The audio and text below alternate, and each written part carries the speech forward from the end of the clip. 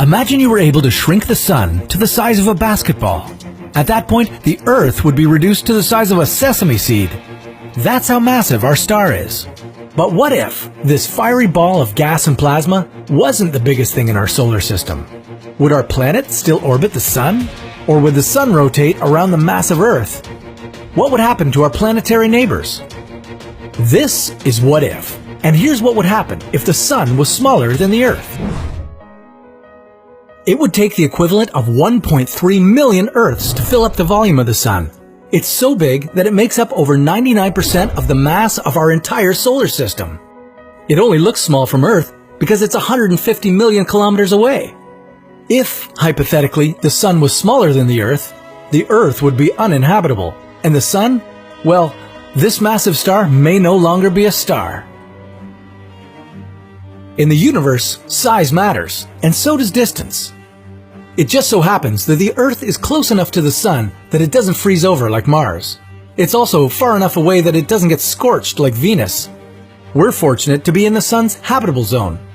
This means that the size of our planet, the size of the sun, and the distance between the two of us is what's made it possible for life to evolve here on Earth. What would happen if the sun was smaller than our planet? A star's mass determines its color and temperature.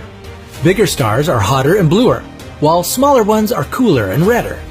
The sun is a white star, not as big as a supergiant, and not as small as a red dwarf star. You might think that by making it smaller in size, it would just turn into a red dwarf with a smaller habitable zone, but that's not the case. By definition, a star, whether it's a supergiant or a red dwarf, is only a star when there's thermonuclear fusion in its core. How small can stars get? Well, we haven't measured too many red dwarfs at this point, but the smallest one we came across has a mass of 10 Earths. That's very close to the theoretically necessary size of a star to sustain that fusion.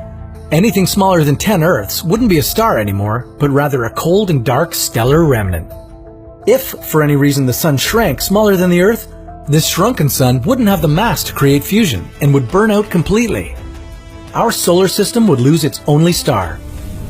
Since the sun is the source of gravity that keeps us all in orbit, all planets, the Earth included, would float away into space in search of another anchor. That's no happy ending for life on Earth. Let's try this again. This time, let's make the Earth bigger than the sun, while the sun's size remains the same. Earth's mass would be at least 333,000 times bigger than it is now. A planet that big would generate enough heat and pressure in its core to become a star itself.